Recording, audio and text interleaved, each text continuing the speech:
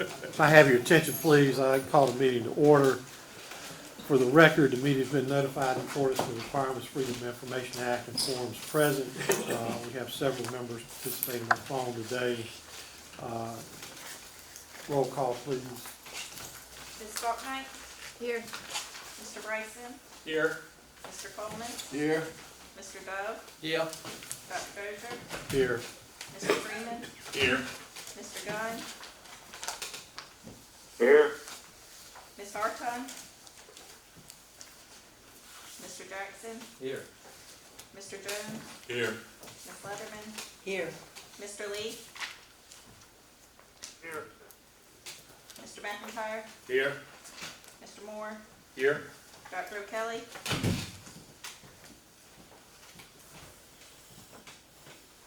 Thank you. You've all received a copy of the minutes. You've had an opportunity to review those.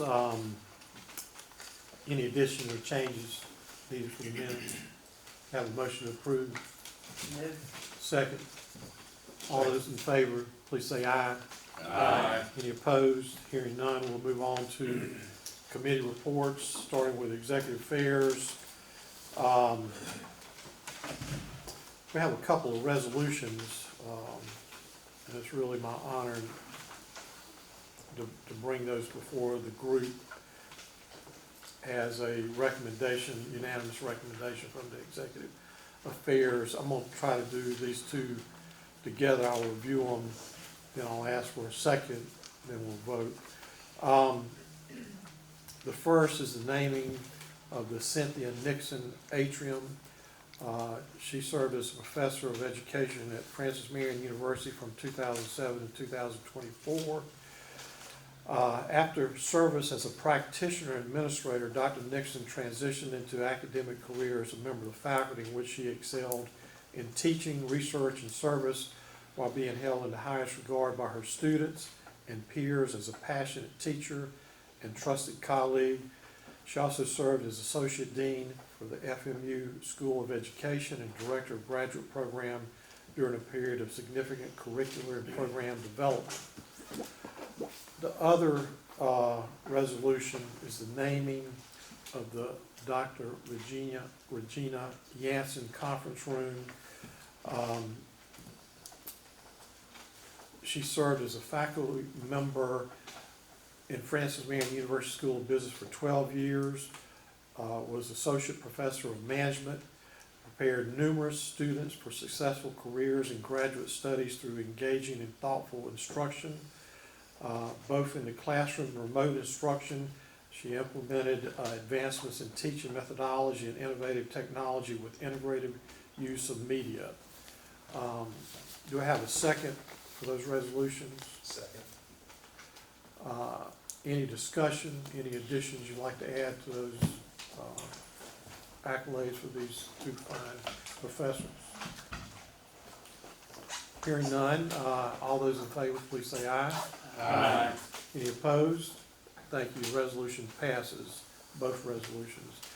We had a good executive affairs meeting, covered a lot of topics. I think the president will cover some of those issues during his report.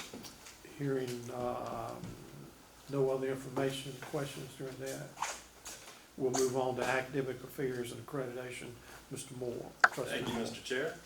Today we heard from the Chair of the Faculty, Dr. Sharon O'Kelly, who reported that the Faculty Governance Executive Committee will be hosting the annual conference of the National Council of Faculty Senates in May. In his enrollment management report, Dr. John Rowan reported, just like last year, the Department of Education will release the FAFSA a little later than usual. Usually it becomes available on October 1st. This year the Department of Ed is anticipating a December 1st release. In anticipation, FMU's Financial Assistance Office is set to hold multiple workshops to proactively assist families in their efforts to file the FAFSA and plan for their financial needs. We also heard from Dr. Mark Blackwell, who provided an update on international programs. Of special note is that 11 FMU students are planning to study abroad during the spring 2025 semester. This is the largest contingent of students studying abroad since the pandemic, and there were also 2 FMU faculty visits abroad this fall, one to the University of Prince Edward Island in Canada, and the other to Landau in Germany. We also heard from the academic deans today, who discussed all the great work going on in their areas. Of note is the Department of Nursing accreditation site visit in October went very well. The accreditation team indicated that the department was in compliance with all standards, and the final notice of continuing accreditation is expected in May. Additionally, the speech language pathology program received notice of their continuing accreditation following the review of their annual report. We also had a special presentation from Angela Willard, the director of the Center for Autism Studies, who works closely with the Schools of Education and Health Sciences and the Department of Psychology. We heard the updates on recruiting efforts for the new Autism Studies major, community training efforts, and special projects that students are conducting, including putting together sensory boxes for local school children. Finally, we were reminded that there are 2 commencement ceremonies this fall, in this coming December. The first is on Friday, December 13th at 7 p.m., the Schools of Business and Health Sciences, and the second is on Saturday, December 14th at 10 a.m., the College of Liberal Arts and School of Education. And that completes my report, Mr. Chair. Thank you. Any questions or additions for Trustee Moore? Hearing none, we'll move on to Development and Alumni Affairs. Trustee Freeman. Thank you, Mr. Chairman. We had a very good meeting. It wasn't very long because I've only been in school 2.5 months, but very productive. First, we're going to have the Development and Foundation. Mrs. Laura Statton gave us an update on, mark on your calendar, January 27th will be Giving Day. So you can ask, Santa Claus to, if he can give the schools some money. But we're going to have, you can give it any kind of way. It's not an in-person event. You can call your money in, call it mailed in, or whatever. But it is going to be January 27th. Donor Recipient Scholarship event will be on March 18th in the Smith University Center. Also, if you don't give the money on the 27th, we still have the golf tournament on March 28th. And I think many of you have played in that event multiple years.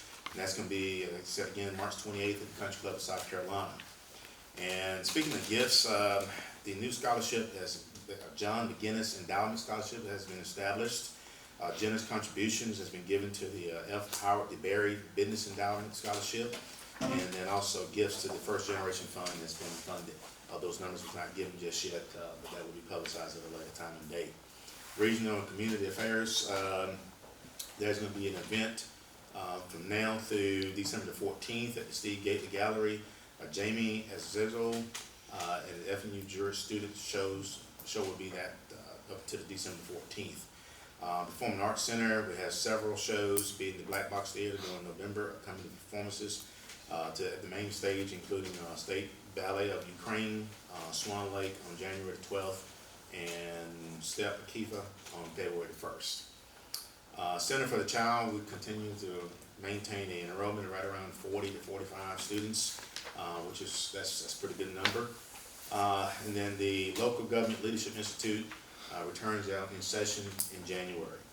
The Nonprofit Leadership Institute, which is by in honor of Fred Shaheen, they will have their event on November 21st and the 22nd will be the last session for 2024. And now moving on to the Alumni Affairs report, which is given by Mr. Lee Daughtry. We're having a senior toast on December the 12th. It's going to be at Seminary Breweries. What this is an event that just start having for all the new future alumni or all the graduates. It's going to be held the day before commencement. And so if you all in town, please attend. And then also annual alumni awards will be March 6th. Will be on the same day that our board meeting. And that's a very well attended event also, which will be down at the PAC Center. And also last night, the Lifetime Alumni Award dinner was held last night. It was held at the College Center there on the other side of Florence. It was a very, very well attended event. Very, very nice event to be done. You have to be a lifetime member to attend, and just for the measly of $400, you can become a lifetime member. And if you get it before the December 31st, we will also include a $100 brick that will be installed right in front of the cottage here. But now if you can't do the $400, then at one time, then that can be done over installments over a 4-year period. Correct, Mr. Lee? That's correct. Okay. And so, like I said, again, that event was, it was very good conversations at that event last night. There were several people that I seen used to have hair, some don't now, and then those used to have black hair, and that's great. But it was great that it was attended by many alumni that had been here for over 30 years or more, and then some that's just been here in the past 5 years. So here again, if you're not a lifetime member, please do attend. And last but not least, the France trip, I think you should see one of those in front of each one of your seats here, will be in April 21st to the 28th.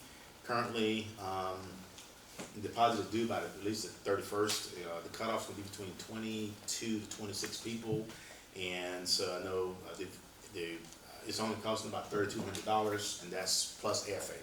So it's a great event. If you want to know more information, please talk to Mr. Lee Audrey. He'll be more than happy to fill you in.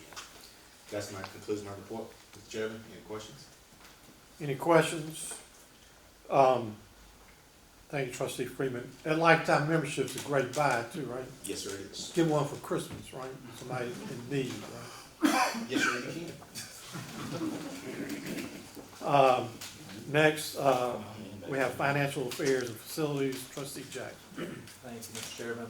We reviewed the budget summary report, which you have in your packets, and those numbers, the revenues and expenditures are as expected for this time in the fiscal year. We also received a report regarding the capital projects, which there's several going on and have been recently completed. And, turn that off. It has a life of its own.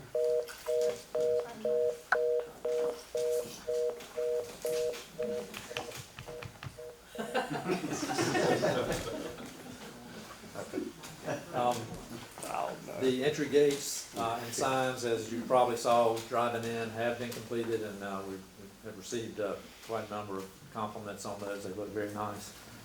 The design work is underway for both the Forestry and Environmental Science Building and the Floyd Medical Consortium Building, which is the old Circle Park. And the design build team selections underway for the renovation of Founders Hall and the science buildings. The engineering workshop's fully functional in use, and parking lot F, which is right behind us here, and between the village apartments and the cottage, will be repaved in December, which will complete a major repaving effort that has beautified the campus. We have a couple resolutions.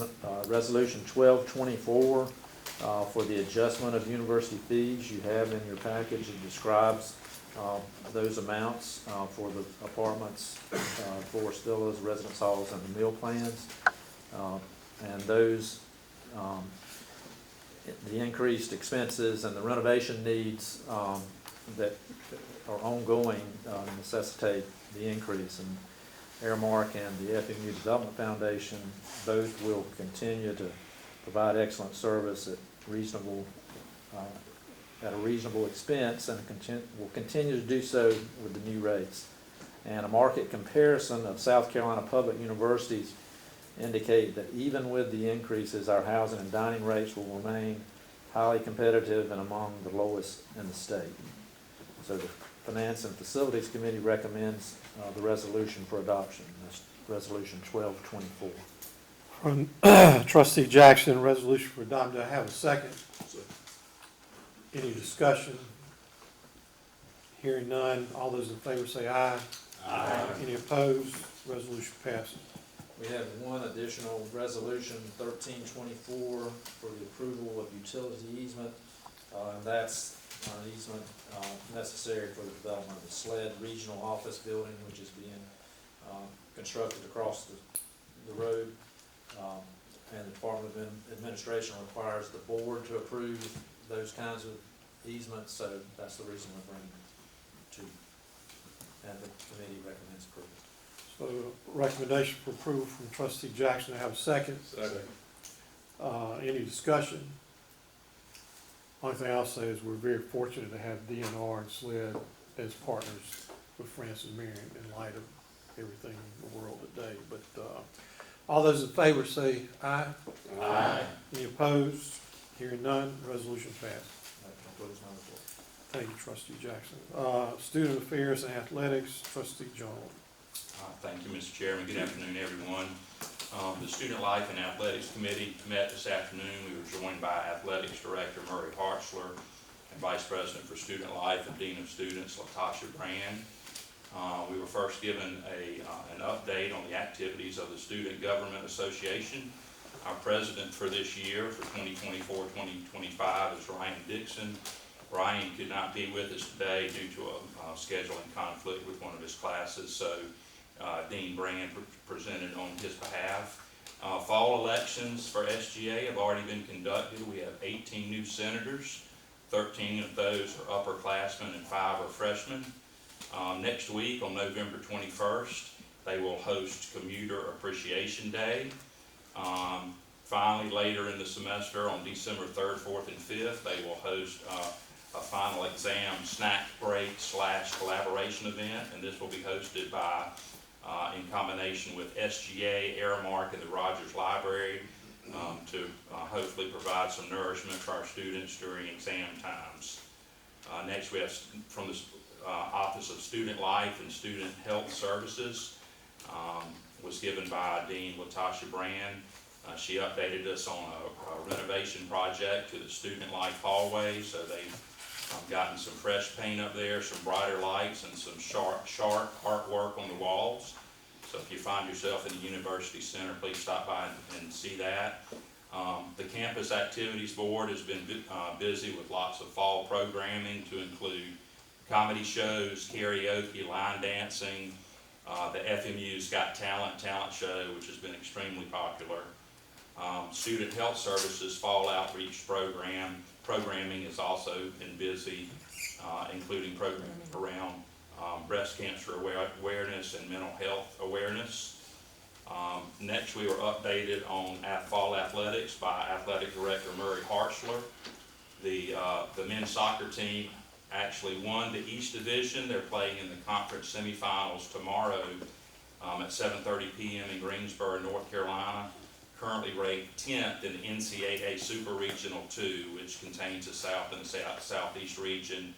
The top 10 go to the NCAA tournament, so they're right on the bubble for an opportunity to make it to the NCAA tournament. So hopefully that will go their way this weekend. Women's soccer also has had a really good year. Their record is 10-2-4. They won the East Division Conference crown. This is the first 10-win season for the Patriots since 2007. They play in conference semifinals tomorrow at 1:30, also in Greensboro, North Carolina. Volleyball is wrapping up its season, concluded its regular season with a 16-12 record. It placed second in the East Division standings. Seedings and pairings for the upcoming conference tournament will be announced on the evening of November 13th. So just kicking off with basketball, men's basketball, the Patriot men were picked to finish 4th according to the preseason Conference Carolinas coaches poll. Women's basketball was tabbed to finish 3rd according to the preseason conference coaches poll. So a lot of basketball left to play. Y'all please look for when our teams are at home and come out and watch them and support them. And that concludes my report. Any questions for trustee Jones? Hearing none, we'll move on to the president's report. Thank you, Mr. Chairman. Mr. Chairman, we have two visiting faculty joining us this afternoon. Marilyn McClam Mack from the Language Pathology and Ashley Collins. I want to welcome both of them for being with us today and for taking the time out to come and watch the board. Mr. Chairman, let me thank the board members for bestowing the distinction on our colleagues Cindi Nixon and Regina Yanson. They worked hard for this institution. They gave an enormous amount of effort towards cultivating and developing their students. Both of them were very, very popular with students across this campus. Eric and Hari, the plaques behind us, the resolutions are actually meant for the families. So if the two of you will pick up those resolutions when you leave for the families, and then we'll put plaques up on the doors this coming this coming, over the next couple of weeks, we'll put plex up on the doors. So, on January 22nd, we go and present our budget to Ways and Means. And there'll be just a couple of variations over what we presented to the governor's office on our budget. We'll request $4.1 million in tuition mitigation from Ways and Means. We'll request $7.5 million for the renovation of Hyman Fine Arts Building. That'll be the last major renovation that will occur on campus that hadn't been funded so far. We'll request $2 million for the McNair Leatherman renovation. If you recall, last year we requested $9 million. We got $7 million, so we'll go back for $2 million more. And we're asking for $750,000 in pedestrian crossways. Our friends at the Department of Transportation were gracious enough to tell us that they would be glad to construct those crossways for us as long as we paid for them. So we'll ask the state to provide the funding for those crossways, and we'll try to put one in front of the athletic complex, one in front of the forestry building and the sled building, and then if we can squeeze a third one out, we'll put it out on 301 connecting and crossing where the McDonald's goes. Mark, you did a terrific job presenting our commencement lineup, but you didn't tell us who was speaking. Okay, so and I'm deeply appreciative of that. Good lawyer. So I'll take an hour to talk about the qualifications. So on December 13th, the Lieutenant Governor, Pam Evett, will be the commencement speaker, and of course we'll celebrate the graduation of the business school students and the health science students. And then on December 14th, liberal arts and education students graduate, and Federal Judge Brian Harwell will be the guest speaker that morning. So I believe that concludes my report, except for one additional thing. Mr. Jackson, I believe you have a resolution, you have a motion to present to the board? Yes, did you want me to do that under new business? He just skipped unfinished business and new business and all Mr. sorts. Chairman, was there unfinished business other than Mr. Moore's? No unfinished business, but we do have some new business, and it's my honor to turn that over to Trustee Jackson, because he gets to do all the fun stuff here, and he has a motion. I do have a motion. Upon the recommendation of the President of the University, I move that the FMU Board of Trustees approve a $2,000 annual bonus payment for all permanent full-time employees to be distributed electronically on December 6, 2024. And the university has maintained this tradition for 25 years now. So my motion is to approve a $2,000 annual bonus for all permanent full-time employees to be distributed December 6th. Do I have a second? Second. Is there anybody that would vote against that? All those in favor say aye. Aye. Any opposed? Hearing none, motion passes, and certainly well deserved, and congratulations. Thank you, Dr. Carter, for that.